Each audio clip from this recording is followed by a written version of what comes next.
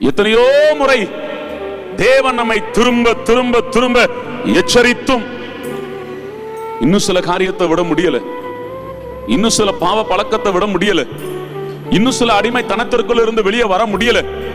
எத்தனையோ முறை கர்த்தர் உங்களோடு கூட பேசிக்கொண்டே இருக்கிறார். சகோதரனே, ஆண்டவரை துக்கப்படுத்தாதே, சகோதரியே, ஆண்டவரை துக்கப்படுத்தாதே என்று. ஆனா திரும்ப திரும்ப திரும்ப திரும்ப திரும்ப திரும்ப நான் என் இருதயத்தை கடினப்படுத்தி என் ஆண்டவருடைய அந்த இருதயத்தை துக்கப்படுத்தும் பொழுது வசனம் சொல்லுகிறது, கர்த்தருடைய கோபம் என் மேல திரும்ப. ஏன் இன்னைக்கு வரைக்கும் வீட்டுக்குள்ள ஆறுதல் வரல?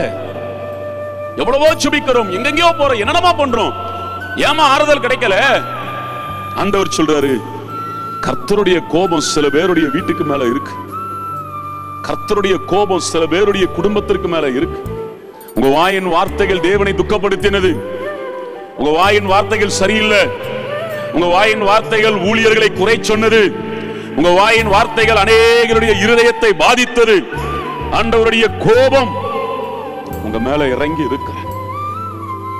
ஆனா இன்னைக்கு ஆண்டவர் என்ன சொல்றாரு தெரியுமா? என் பிள்ளைகள் பாவம் செய்தது உண்மை, என் பிள்ளைகள் தவறு செய்தது உண்மை, என் பிள்ளைகள் என்ன துக்கப்படுத்தினது உண்மை, என் கோபம் அவர்கள் மேல வந்தது உண்மை. நீ என்ன பண்ண போறேன்? அந்த கோபத்தை நீக்கி